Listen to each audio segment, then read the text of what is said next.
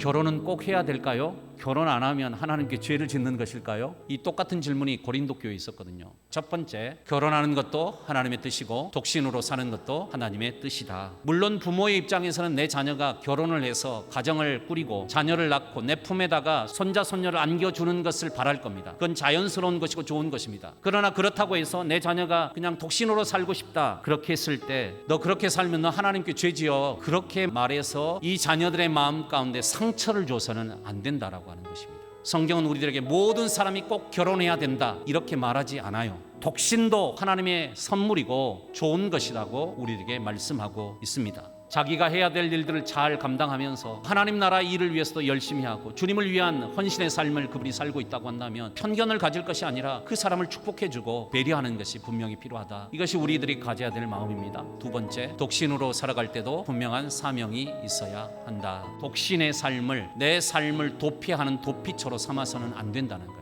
그저 나는 혼자 사는 것이 편하니까 혼자 살고 싶어 이렇게 얘기해서는 안 된다는 거예요. 왜 혼자 살려고 하는가? 여기에 대한 분명한 이유가 있어야 돼요. 내가 혼자 살려고 하는 것이 내 편하자고 내 개인의 자유와 유익을 위해서 그냥 홀로 사는 것을 선택하면 안 되고 하나님과의 관계 관점에서 생각해야 된다는 거예요. 자, 세 번째 보도록 하겠습니다. 바울이 고린도 교회 교인들에게 독신으로 살기를 원했던 첫 번째 이유는 목회적인 측면에 있다. 여기서 말하는 목회적 측면이라고 하는 것은 바울은 우리의 삶을 하나님과의 관계 속에서 바라보고 있는 거예요. 우리의 삶의 목적, 인생의 목적이 뭐냐? 우리는 하나님께 영광을 돌리고 하나님께 유익이 되도록 하는데 내 삶이 쓰임 받아야 된다. 이것이 바울이 생각하는 삶의 목적이에요. 만약 그것이 삶의 목적이라고 한다면 결혼보다는 오히려 독신으로 홀로 살아가는 것이 이것을 잘 발휘할 수 있는 좋은 환경이 된다라고 하는 것이죠. 자, 네 번째, 바울이 독신이 더 좋다고 말한 이유를 신학적인 측면에서도 찾아볼 수 있다. 여기서 말하는 신학적인 측면이라고 하는 것은 종말론의 영향을 많이 반영하고 있는 것입니다. 바울이 살던 시대에는 임박한 종말론이 있었거든요.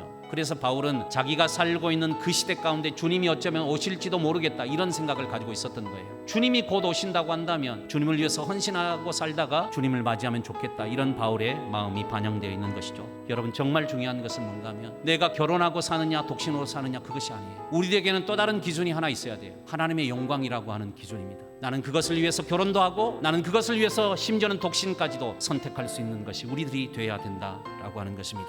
저는 결혼하기를 원하지만 아직까지 결혼하지 않는 우리 광천교회 자녀들이 있다면 여러분이 하나님 앞에 기도하고 간구하십시오. 믿음의 배필을 만나게 해달라고, 아름다운 가정을 만들게 해달라고 여러분께서 기도하십시오. 최선을 다해서 여러분 가정을 세우는 일 하십시오. 자녀를 잘 양육하고 그러면서도 주님을 위한 헌신의 길을 걸어가야 됩니다.